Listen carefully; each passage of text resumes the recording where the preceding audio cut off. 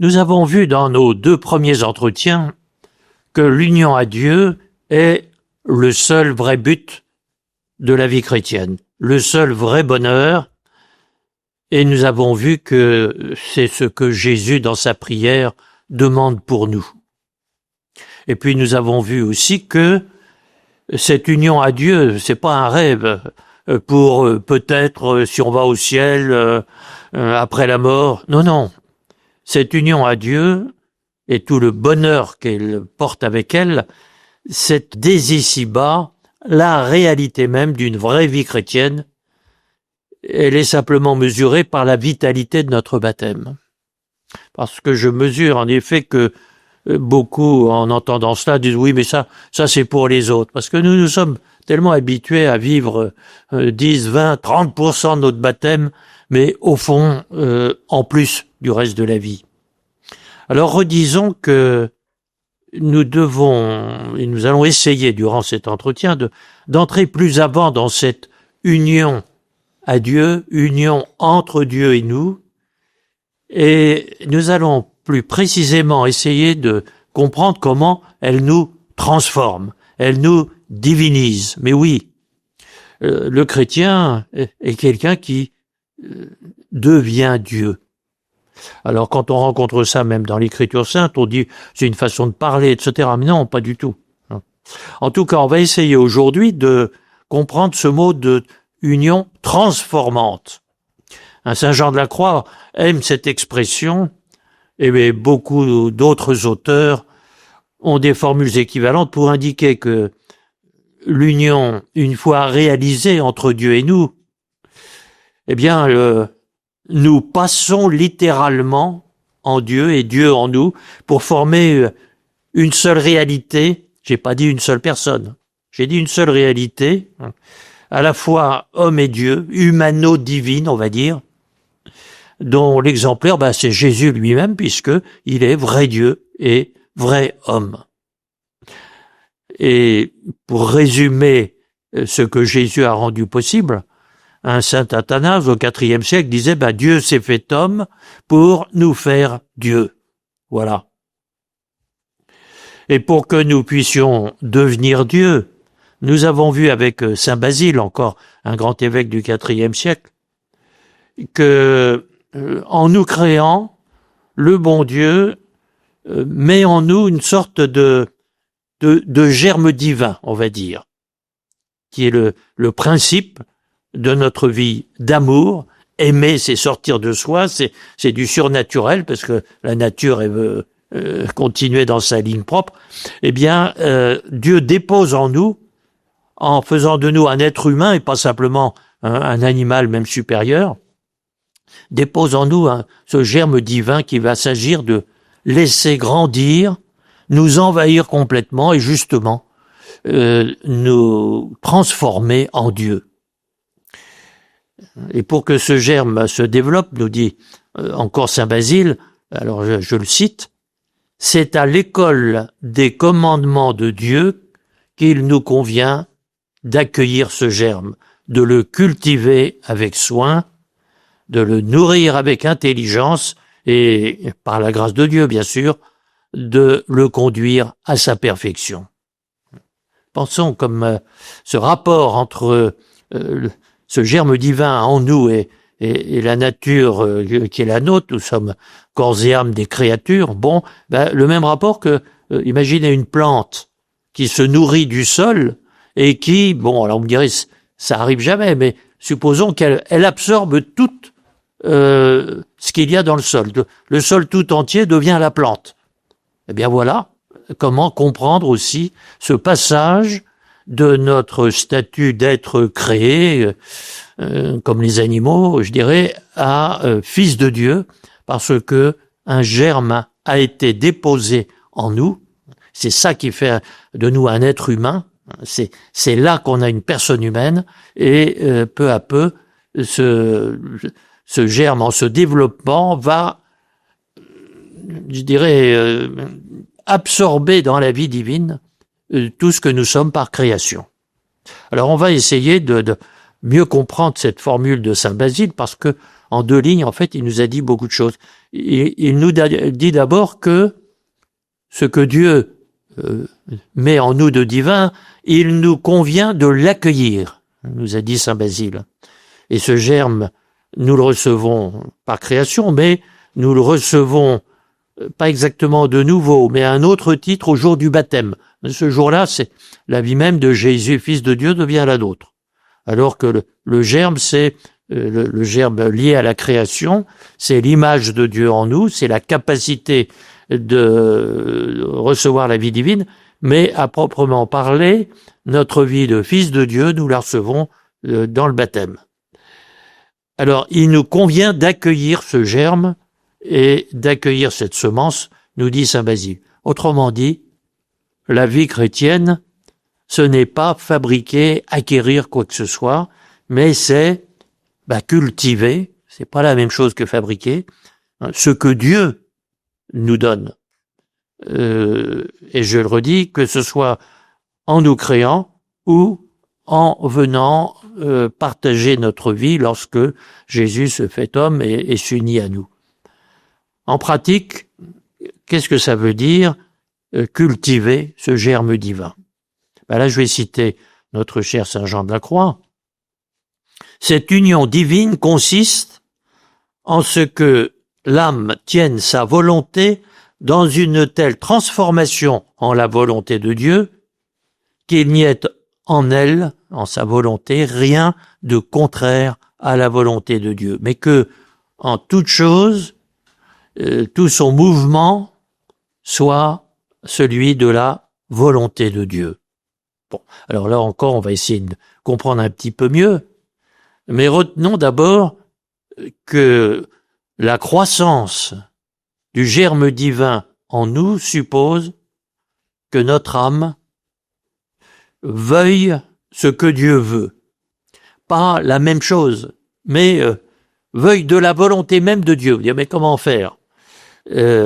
Pour ce qui dépend de vous, puisque il s'agit d'accueillir ce que Dieu va faire, bien que nous n'opposions rien de contraire dans notre volonté, nous a dit saint Jean de la Croix. Autrement dit, que tout le mouvement de notre volonté soit de vouloir ce que Dieu veut, pas par imitation, mais par accueil. Et à ce moment-là, avec sa grâce, on va le vivre.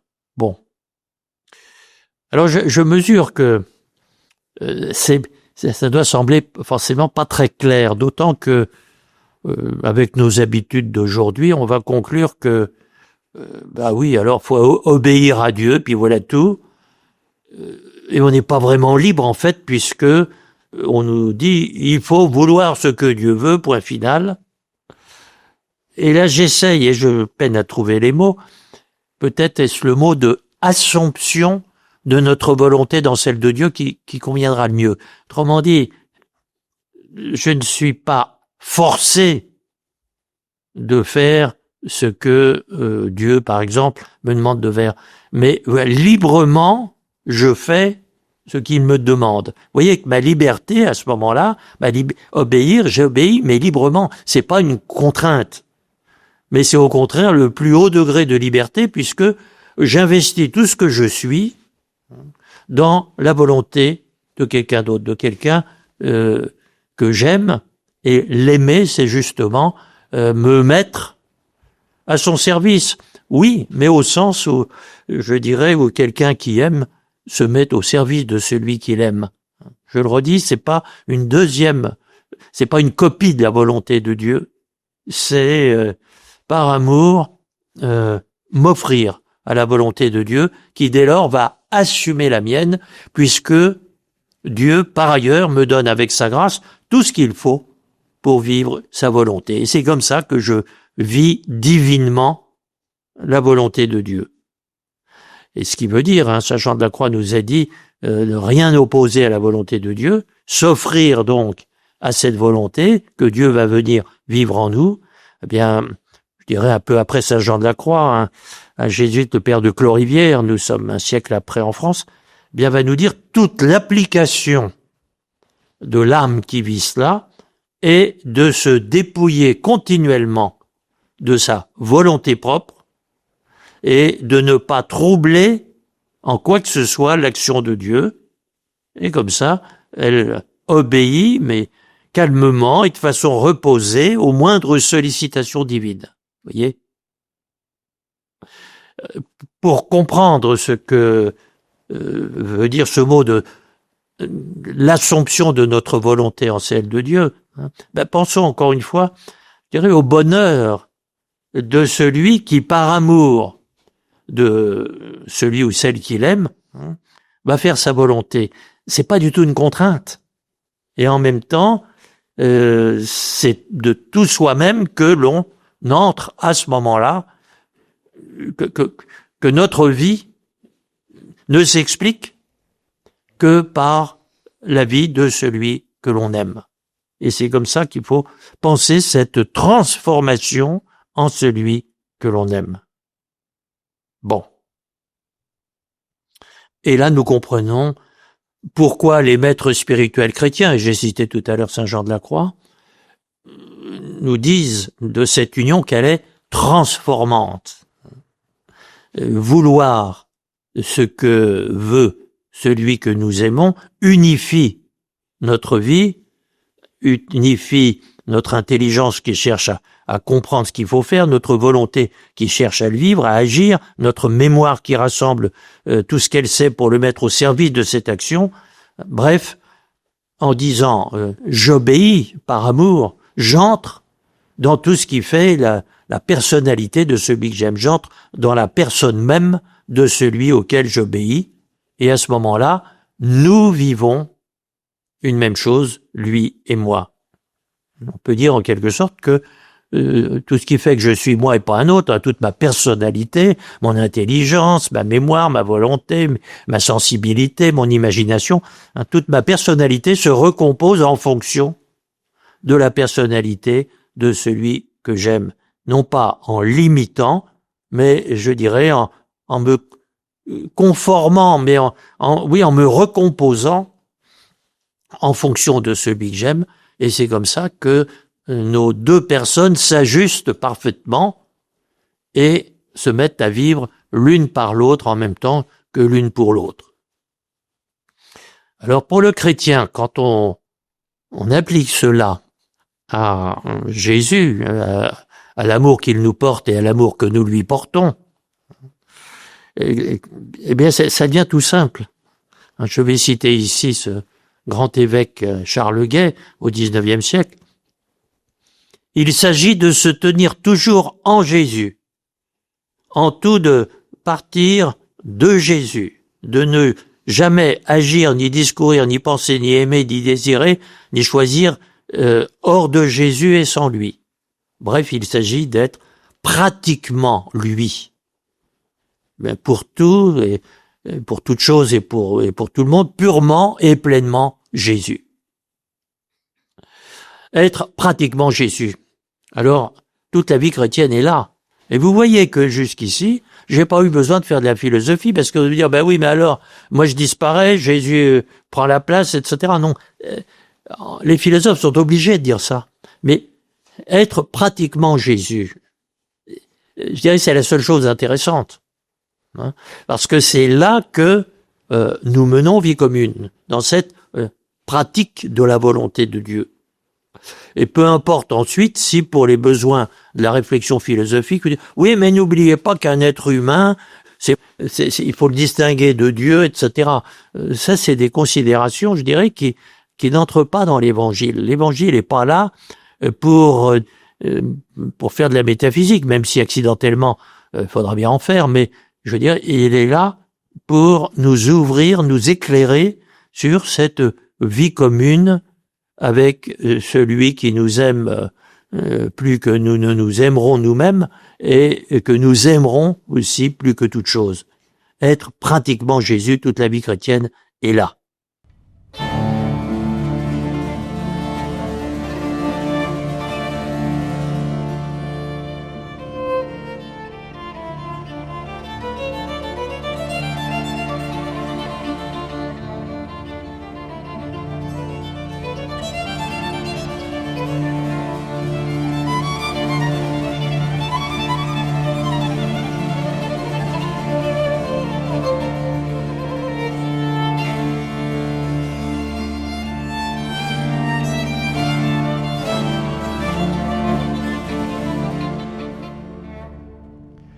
Vous l'aurez compris, il ne s'agit donc pas, je vais employer un mot philosophique, d'une transformation ontologique quand on parle d'union transformante.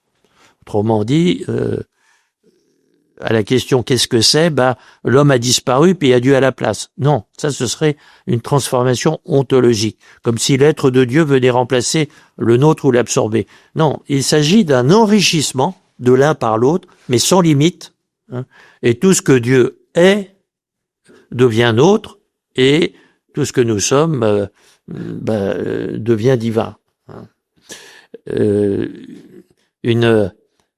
Angèle de Foligno, nous voilà au XIVe siècle en Italie, au début du XIVe siècle. Elle nous dirait que, de même que le fer incandescent, le morceau de fer qu'on met dans la forge, reçoit la forme du feu, sa couleur, sa chaleur, sa force, il ne cesse pas pour autant de rester du fer, mais il a toutes les propriétés du feu, nous dit-elle.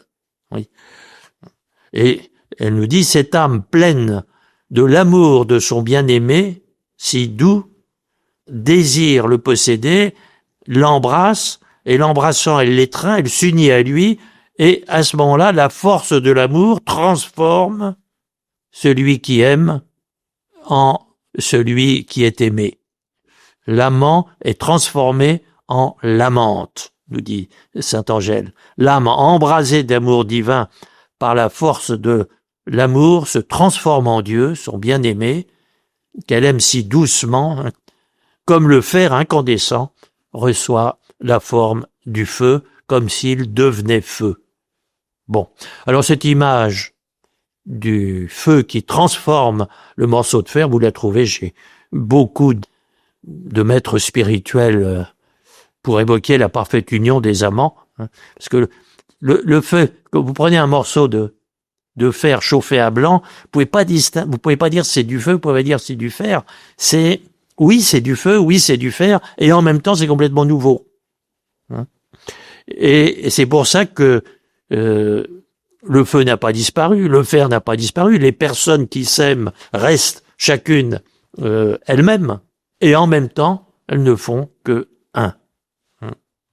Moyennant quoi, tous les maîtres spirituels auront des pages et des pages sur ce bonheur d'aimer. Je pense ici à un grand ami de Saint-Bernard, Guillaume de Saint-Thierry, nous sommes au XIIe siècle, il parle de les deux amants se transfusent l'un dans l'autre.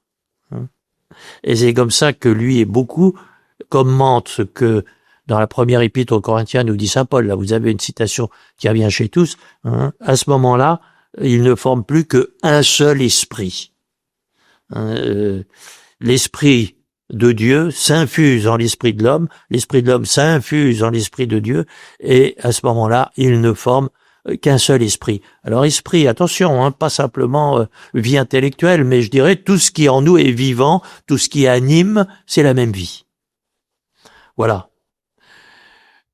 Alors il nous reste à dire une chose très importante, et puis ensuite il y aura peut-être quelques questions. Pour que cette transfusion de l'un dans l'autre soit possible, sans, je dirais, forcer la nature humaine telle que Dieu, dans son acte créateur, nous la donne. Il faut que dès sa création, elle en soit capable. Elle soit capable de vie divine. Alors, dans le récit biblique de la création de l'homme, on voit que nous sommes créés à l'image de Dieu et en même temps pour la ressemblance de Dieu.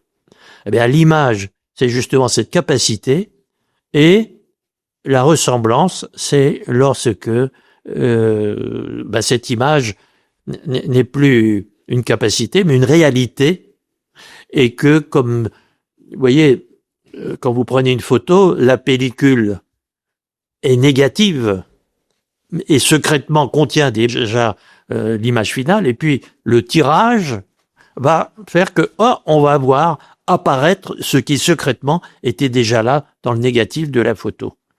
Je dirais, et puis le bain révélateur, c'est toute votre histoire avec laquelle vous dites oui au bon Dieu, et ce Dieu possible qu'il a mis en vous devient un Dieu réel au fur et à mesure que, en répondant à ses invitations, en vivant ce qu'il vous demande de vivre, vous accédez à à la personnalité divine. Vous devenez Dieu. Bon. Je termine par une petite citation d'un maître du XVIIe siècle, le Jean-Jacques Ollier, le fondateur des Sulpiciens. Dieu s'est tellement introduit en nous pour y être principe de vie qu'il opère par lui seul en toutes nos puissances, notre intelligence, notre volonté, etc.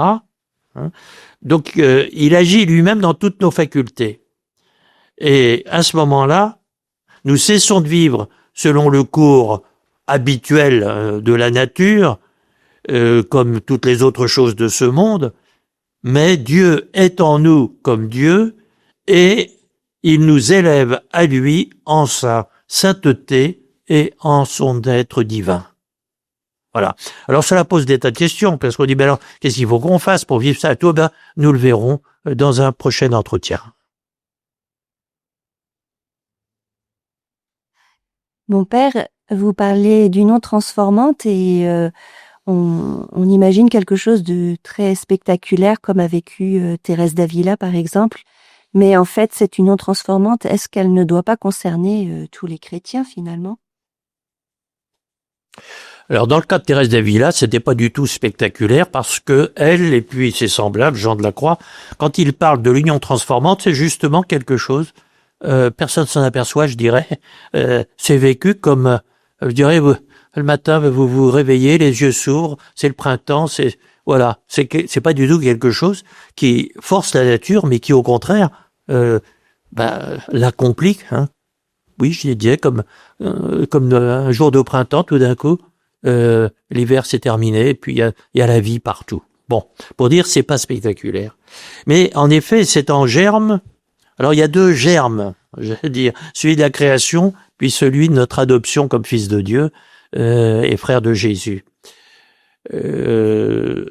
Simplement, il faut voir que dans la littérature spirituelle, c'est à propos de l'épanouissement final, je sais pas. En tout cas, c'est le plein épanouissement de ce qu'on a reçu, le germe dont parlait saint Basile, qu'ils vont employer l'expression union transformante pour nous dire que cette fois-ci, c'est pas simplement quelque chose que secrètement Dieu a déposé en nous, mais que l'on vit avec toute notre intelligence, toute notre volonté, vraiment une vie dont nous sommes à la fois complètement maîtres, mais qui nous est donnée.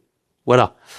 Donc, faut pas dire la tentation. Je vous dis, c'est toujours de dire le bon Dieu nous supprime et prend notre place, en quelque sorte. Non, pas du tout.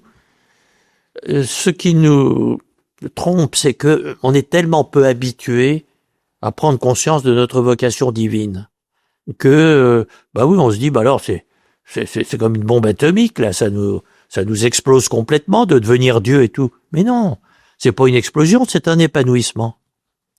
Encore une fois, l'image du printemps. Tout d'un coup, c'est la même chose, c'est les mêmes arbres, c'est les mêmes plantes, mais tout d'un coup, c'est fleuri, c'est vert, c'est vivant, les oiseaux chantent, etc. Bon, c'est comme ça qu'il faut le comprendre. Et qu'est-ce qui s'est passé pour arriver là?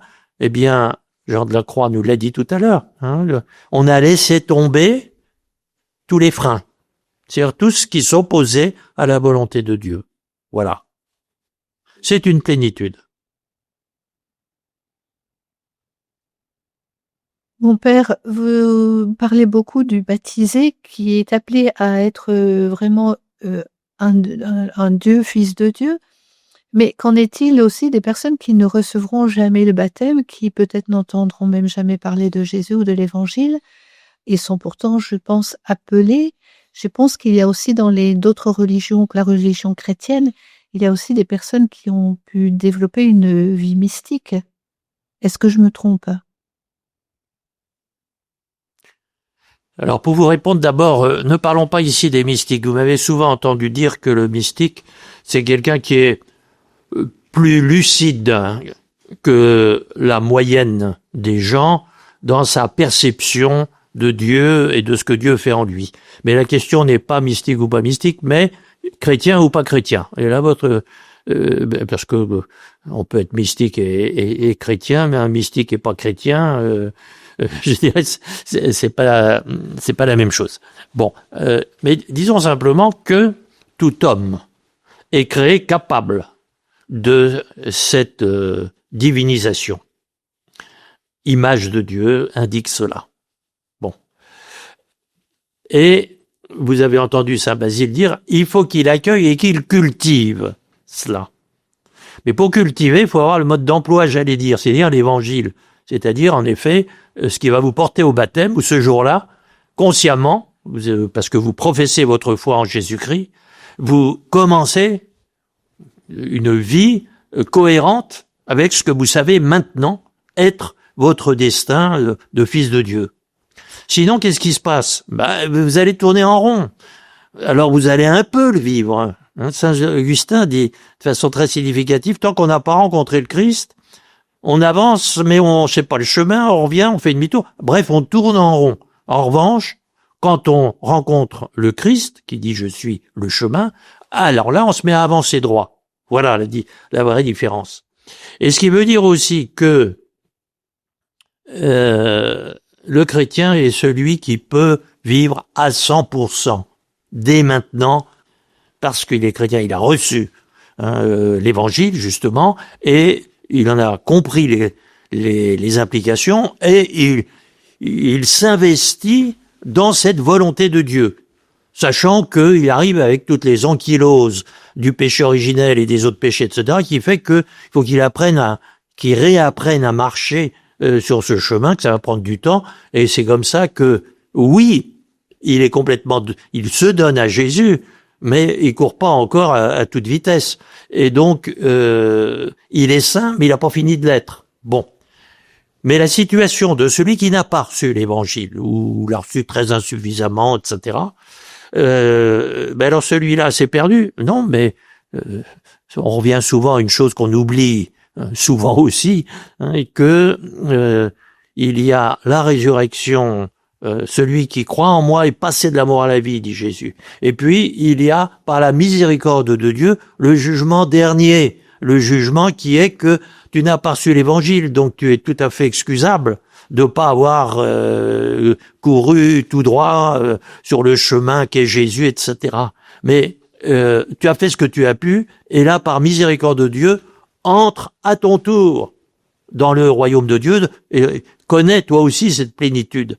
Et ce qui veut dire que, d'abord, il faut bien voir qu'il y a donc deux résurrections pour nous dans tout le Nouveau Testament, dans toute la tradition chrétienne, et ensuite que notre privilège de chrétien, c'est de pouvoir déjà connaître ce bonheur d'une vie totalement donnée au Christ.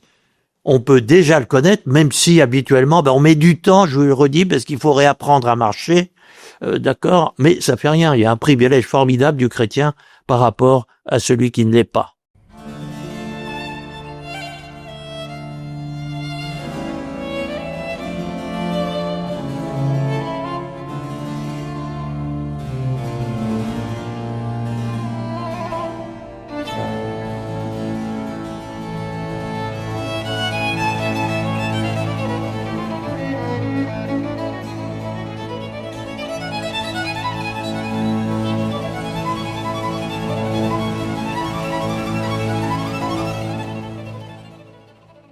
Nos précédents entretiens nous ont permis de bien repérer que le but de la vie humaine, avant même de parler d'une vie chrétienne, était l'union à Dieu. Et nous avons vu que cette union se formait par la conformation, mieux encore par la transformation de notre volonté en celle de Dieu.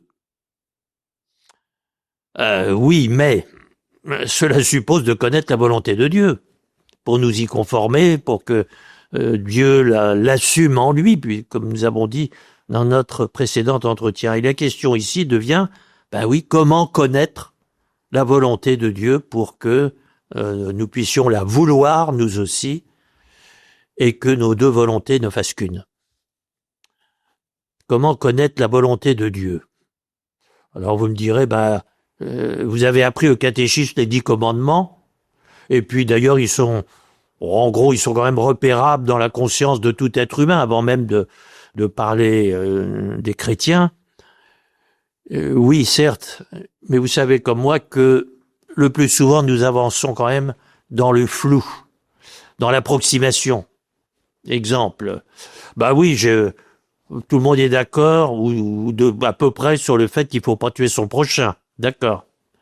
Mais quand j'ai dit ça et que je vois un inconnu qui vient d'avoir un accident, après tout, je pourrais peut-être arrêter tout ce que je fais, me précipiter pour venir à son secours. Est-ce que je suis vraiment obligé? Bon, j'en sais trop rien. J'en sais trop rien. Donc, vous voyez, la volonté de Dieu, c'est quoi dans ce cas-là? Parce que je peux trouver des tas d'objections. Oh ouais, mais si je m'occupe de lui, pendant ce temps-là, je m'occuperai pas de mes enfants ou je sais pas quoi. Bon. Ou encore, je sais bien, tout le monde est à peu près d'accord, à peu près, pour dire faut pas voler. Enfin, faut pas trop voler. Mais est-ce que pour autant, je suis un voleur si j'ai une grosse fortune et que je ne la partage pas avec ceux qui, eux, meurent de faim, par exemple? Est-ce que c'est voler que de ne pas donner une partie de ma fortune, plus ou moins grande, au Secours catholique qui me dit avec ça, moi je vais empêcher de mourir des petits-enfants à l'autre bout de la planète. Bon, vous voyez que discerner la volonté de Dieu, le principe est à peu près clair, mais en réalité, je suis très frappé que beaucoup de gens qui ont mis un peu à part leur baptême sont convaincus que ils ne commettent jamais aucun péché. Voilà. Bon. Alors, ça veut dire qu'on est en plein brouillard. Bon. Alors, on va essayer de sortir du brouillard. Comment discerner dans une situation concrète? Tenez, tout à l'heure, je disais, je peux secourir quelqu'un qui vient d'avoir un accident ou au contraire trouver que j'ai des impératifs plus importants. Qu'est-ce que le bon Dieu me demande à ce moment-là? Nous allons voir, partons si vous voulez on va dire du paysage mental, de ce qu'on a dans la tête. Partons du paysage mental d'un païen de bonne volonté. Voilà. Il a pas reçu l'évangile, mais enfin, un brave homme, une brave femme. Nous allons voir que ce paysage mental, à l'intérieur duquel nous prenons nos décisions de faire ou de ne pas faire les choses, il n'est pas seulement celui du païen, c'est bien souvent, trop souvent, celui du chrétien, mais je dirais, il se résume à peu près à ce que je vais dire maintenant. Premièrement, attention, tout homme peut faire ce qu'il a envie de faire tant qu'il ne contrevient pas au commandement de Dieu, mais on a vu qu'avec ça, on va quand même pas très loin dans nos décisions. Voilà, fondamentalement, je fais ce que j'ai envie, tant que c'est pas énormément quelque chose de mal. Exemple, je fais mes courses au supermarché, j'achète ce qui me plaît, à partir du moment où j'ai pas volé l'argent avec lequel je vais payer à la caisse. J'ai le droit de... Bon.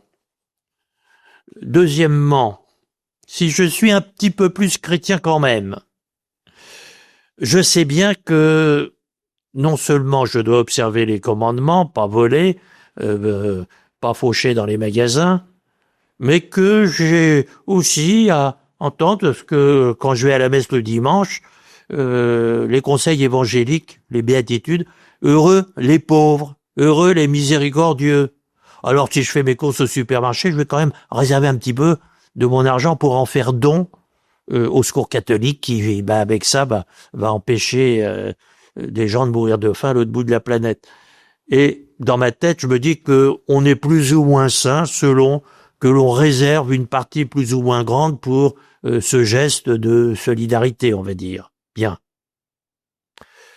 Je pense que ce que je viens de décrire, c'est ce que beaucoup d'entre nous vivons, et finalement la frontière entre chrétiens et pas chrétiens est assez difficile à déterminer. Et puis, avec ça, on va pas encore très loin dans qu'est-ce que le bon Dieu me demande là, maintenant, très concrètement, dans mon travail à l'atelier, dans mon travail à la maison, dans ce que je dois pour mes enfants, etc. Bon. Autrement dit, dans ce résumé rapide de la vie humaine et chrétienne de certainement beaucoup de gens, eh bien sur les 100 € de marchandises qu'il y aura dans mon caddie au moment où je vais passer à la caisse, 90 de ces euros, implicitement je dis ça regarde pas le bon Dieu, je fais ce qui me plaît avec, j'ai pas volé, terminé. Bon. Et ces mêmes 90 correspondent à quoi?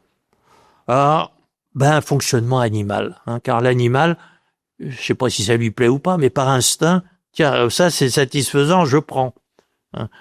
Bon.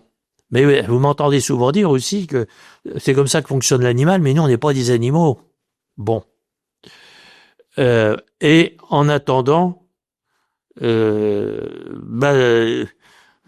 au-delà des courses au supermarché, le risque, c'est que 90% de mes décisions, que ce soit dans ma vie professionnelle, que ce soit quand j'éduque mes enfants, que ce soit dans ma vie sociale, avec mes voisins, etc., 90%, je crains que la principale préoccupation, ça soit satisfaire au mieux mes envies. Voilà. Et encore une fois, il suffit pas d'aller à la messe du dimanche pour que ce soit très différent. Bon. Et il est évident que la place que l'on reconnaît à l'Évangile et au bon Dieu, tant que nous habitons dans ce paysage mental, cette place sera complètement marginale, la place du bon Dieu, la place de l'Évangile. Et que, au-delà, parler d'une civilisation chrétienne, autrement dit, qui ne repose pas sur la consommation mesurée par le plaisir qu'on y prend, etc., mais par ce qui est de l'ordre de heureux les pauvres, heureux les doux, etc. C'est ça une civilisation chrétienne. Cette place sera minime, et l'idée même que fondamentalement on prend des décisions à tous les niveaux de la vie personnelle, sociale, politique, économique, etc., on trouve ça complètement déplacé aux yeux des chrétiens eux-mêmes. Et on pense, on est chrétien quand on a fini le reste. Voilà. Alors vous allez peut-être me trouver bien sévère, mais ça pose la question, mais qu'est-ce que Dieu me demande et comment savoir ce qu'il me demande? Bon. Il faut peut-être se le demander avant de commencer à faire ses courses. Bon, j'en sais rien. Mais ça pose une autre question et qui va être l'essentiel de ce que je vais, non seulement dans la suite de cet entretien, mais ensuite je vais aborder. C'est qu'on oublie que le tout premier commandement de Dieu, avant de dire faut pas tuer, faut pas voler, le tout premier commandement, premier au sens que ouvrez la Bible à la première page. Et là vous allez voir Dieu qui va donner un commandement à Adam et Ève. Il va leur donner une mission en même temps qu'il va les créer. Et cette mission, on va voir, va embrasser tout ce qu'on fait minute par minute tout au long de notre vie. Bon. Et que le supermarché, comme le reste, va devenir le terrain d'une vie commune avec Dieu. Et c'est pour ça que, préalablement, dans nos précédents entretiens, on a bien repéré que l'union à Dieu, c'est ça qui rend l'homme heureux, et c'est ça qui justifie c'est ça qui est le ressort de tout ce qu'un être humain, s'il veut rester digne de ce nom, cherche à vivre. Bon. Alors le tout premier commandement, allons au début du livre de la Genèse. Dieu dit à l'homme et à la femme, « Soyez féconds, multipliez-vous, remplissez la terre, soumettez-la. Soyez les maîtres des poissons de la mer, des oiseaux du ciel et de tous les animaux qui vont et qui viennent sur la terre. » Et puis on trouve la même chose 2 ou 3 pages plus loin, toujours dans le livre de la Genèse, au tout début de la Bible. Le Seigneur Dieu prit l'homme et le conduisit dans le jardin d'Éden, le paradis, pour qu'il le travaille et le garde. Voilà. Alors, sauf à prendre à la légère la parole de Dieu, il y a là un commandement, une injonction, qui encadre tout ce que l'homme devra décider et faire sur cette terre. Donc, tout ce qui ensuite va finir sur les rayons du supermarché ou dans mon frigidaire ou sur ma table ou dans ma maison, etc.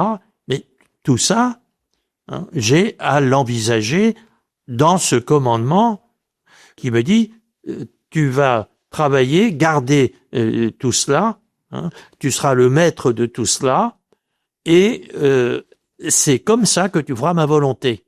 Autrement dit, la volonté de Dieu, rien ne lui échappe. Et c'est pas parce que j'y pense pas que elle cesse d'être volonté de Dieu. L'homme est fait pour travailler la terre comme l'oiseau pour voler. C'est ce que je viens de dire là, c'est Rabelais qui le dit.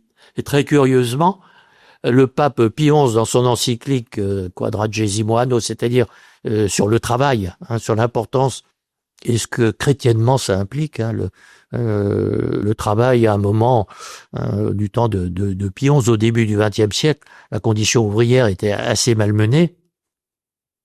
Eh bien, le pape cite Rabelais. Ça, on s'y serait peut-être pas attendu. En tout cas, l'homme est fait pour travailler la terre comme l'oiseau est fait pour voler. Bon. Et cela avant le péché originel.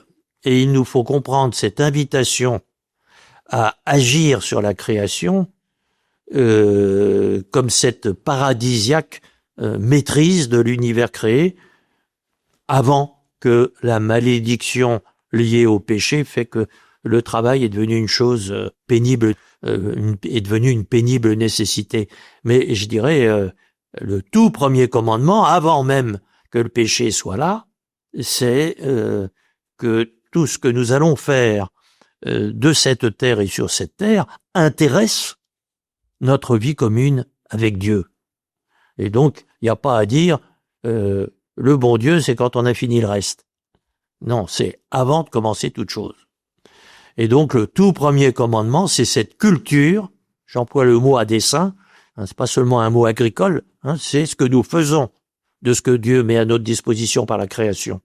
Cultiver la terre, c'est le tout premier commandement. Et là, il va nous falloir discerner ce que le bon Dieu attend de nous. Alors là, on va trouver aussi dans l'Écriture sainte je dirais, des éléments, et des éléments fondamentaux. Mais vous voyez aussi que si nous prétendons nous intéresser au destin de la création, ça s'appelle l'écologie, et qu'on oublie ce premier commandement, on va dans le mur, parce que elle n'est plus à sa place si elle n'est plus à l'intérieur de l'intention de l'homme de mener vie commune avec Dieu.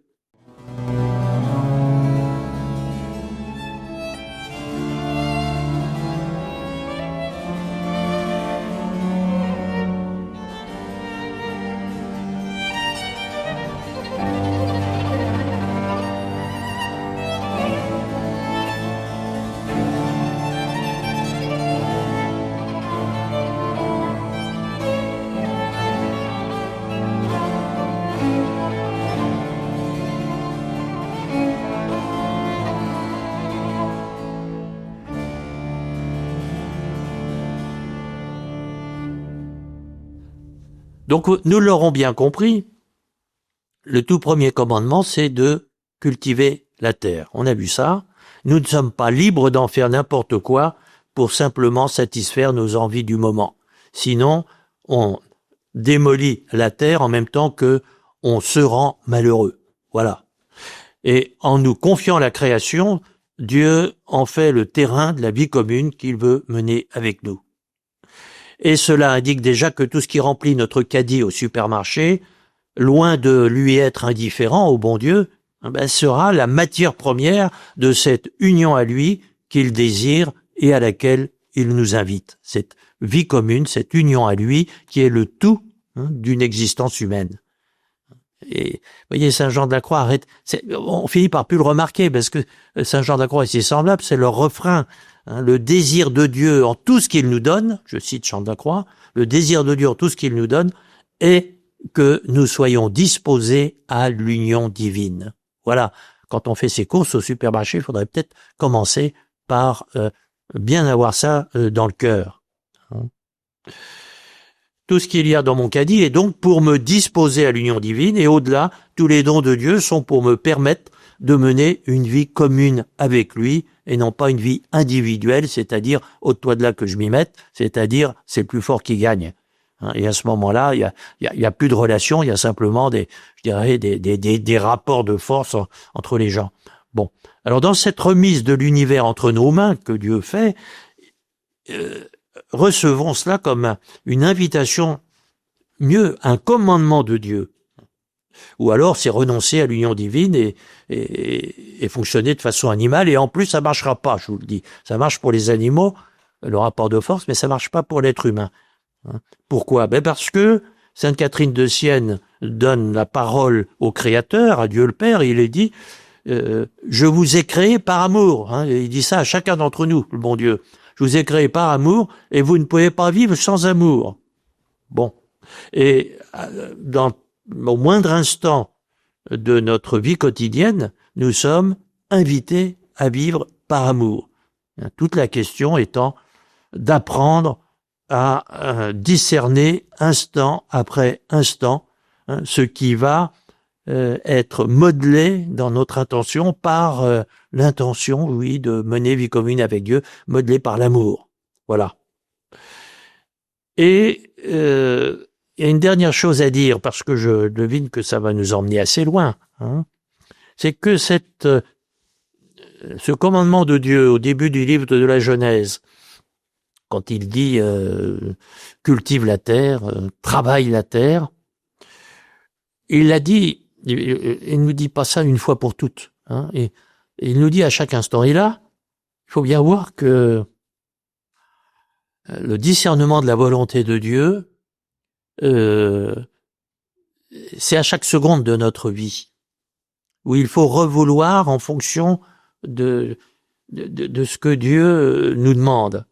Et c'est comme ça que, tenez, je cite un maître du 19e siècle, l'oratorien anglais, William Faber. Il nous dit que la volonté de Dieu ne nous arrive pas tout en gros et d'un seul bloc, mais morceau par morceau, et généralement des morceaux tout petits. Et il dit notre existence, c'est de réunir ces petits morceaux et d'en faire une vie, et à ce moment-là, une vocation, notre vocation, qui est notre trajectoire prévue par Dieu pour la vie commune entre lui et nous. Et alors il nous dit à chaque instant, Dieu va nous donner la lumière comme une lanterne dans la nuit qui va, pour l'instant présent, nous dire ce que Dieu nous propose, ce qu'il attend de nous pour cette vie commune. Comme une lanterne dans la nuit, la grâce de Dieu va nous donner la lumière qui va éclairer nos pas avec juste la visibilité suffisante pour que on ne tombe pas par terre. Et ce qui veut dire que nous devons regarder à nos pieds et pas trop loin en avant. Et c'est comme ça que peu à peu, nous fabriquons, il parle d'une manufacture, le père Faber, une manufacture du présent qui fait que tout ce que Dieu met à notre disposition va être utilisé pour exprimer notre vie commune avec lui dans la création. Voilà.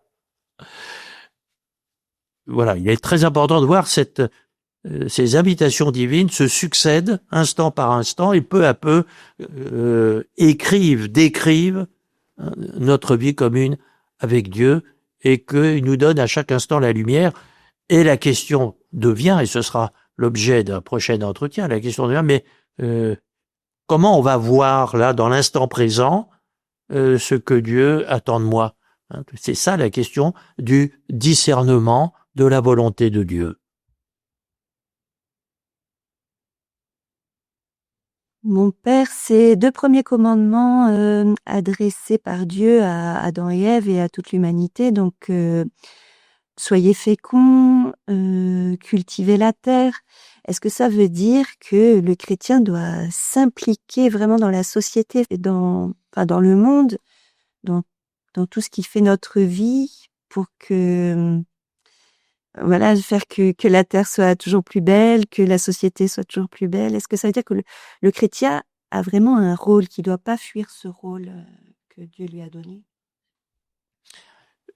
À vrai dire, bien avant de savoir si le chrétien, parce que chrétien, doit transformer la création, penser aux moines défricheurs du Moyen Âge, on dira, ah ben voilà, ça c'est des chrétiens qui ont pris au sérieux la parole de Dieu. Bon, non, je parle de quelque chose de beaucoup plus élémentaire. Quand je prends mon petit déjeuner, je donne sens à la création. C'est pas une mission, c'est dire l'agir le plus simple, le plus élémentaire, et c'est déjà là que je joue ma vie commune avec Dieu. Ensuite, ça pourra, et historiquement ça a parfois donné une civilisation chrétienne, on appelle ça la chrétienté. Mais je dirais que c'est un effet secondaire. Et ce qu'on demande aux chrétiens, ce n'est pas d'abord cet effet secondaire, s'il doit arriver, comme prenez nos pays européens au XIIe siècle, ben, je dirais, là, il y avait une manifestation jusque dans la vie politique, dans la vie sociale, économique, etc. Je dirais, tout s'expliquait par le royaume de Dieu. Bon, pas tout à fait tout, mais enfin, je veux dire, il y avait vraiment une structure chrétienne d'ensemble dans la vie de l'Europe à ce moment-là. Bon, aujourd'hui, c'est plus le cas, mais je suis pas en train de dire il faut recommencer cela. Si le bon Dieu le donne comme il l'a donné dans le passé, on verra bien. Mais je suis en train de dire quelque chose de beaucoup plus fondamental. Il y a une façon de prendre son petit déjeuner, il y a une façon de faire ses courses, il y a une façon de salarier ses ouvriers, il y a une façon d'être ouvrier qui radicalement va dépendre du fait que je prends au sérieux ou je ne prends pas au sérieux que la nécessité de tout ça, Dieu la met, me la confie et me dit tu vas maintenant vivre sur ce terrain-là la vie commune avec moi. Alors reste entière la question et dans un prochain entretien on va l'aborder. Oui, mais comment déterminer ce qui sera vie commune avec Dieu dans la façon de faire mes courses, etc. D'accord.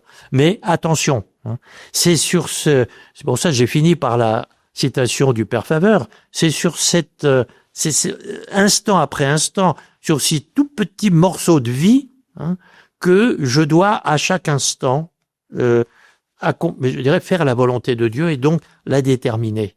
C'est pas un grand projet, faire une usine chrétienne, faire une société chrétienne, parce que ça, je dirais, on en est tous capables dans notre tête. C'est quelque chose de beaucoup plus exigeant. Quand Dieu nous dit de cultiver la terre, c'est pas construire un immeuble, c'est là, dans ta vie la plus simple, la plus quotidienne, que les choses sont appelées à avoir du sens. Autrement dit, pas de la consommation, parce que c'est agréable de consommer, mais que ça s'intègre à, pas exactement un projet, mais une vocation. Et la vocation de tout homme, elle sera de mener vie commune avec Dieu. Donc ça importe au bon Dieu que je prenne du café plutôt que du chocolat à mon petit déjeuner? Ben oui, et on verra ça dans un prochain entretien.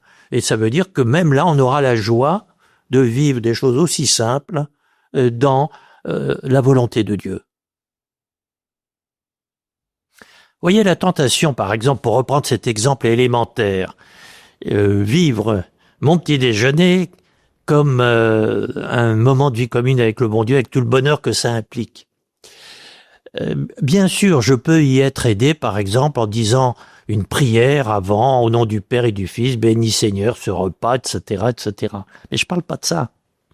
Je parle de, je dirais, quelque chose qui va devenir tellement évident que j'aurais même plus besoin de faire mon signe de croix, hein, mais que toute chose va être vécue dans la conscience, pas dans la réflexion, mais dans l'évidence. Voilà. Que tout vient de Dieu, tout est pour lui, bref, que nous menons vie commune. Alors, vous me direz, c'est assez rare. J'en sais rien si c'est rare. Mais je dis que dans nos précédents entretiens, quand nous parlions d'union transformante, nous parlions de cette transparence qui fait que, avec ou sans signe de croix, le moindre acte devient un acte saint. Hein, tout ce que vous faites, manger, boire, dormir, dit saint Paul, que ce soit au nom de notre Seigneur Jésus-Christ. Alors ça ne veut pas dire qu'il faut toute une liturgie, mais ça veut dire que la vie est devenue vraiment chrétienne lorsque la question ne se pose même plus de savoir si elle est chrétienne ou pas, parce que on est devenu complètement incapable, parce qu'on n'y pense pas, de faire autre chose que ce que le bon Dieu donne, devient, j'allais dire spontanément, hein, dans nos mains, expression de notre amour de Dieu, pas de nos sentiments d'amour, pas de nos impressions, pas de nos réflexions, mais je dirais on sera dans cette transformation qui fait que c'est désormais un fils de Dieu qui prend son petit déjeuner. Voilà.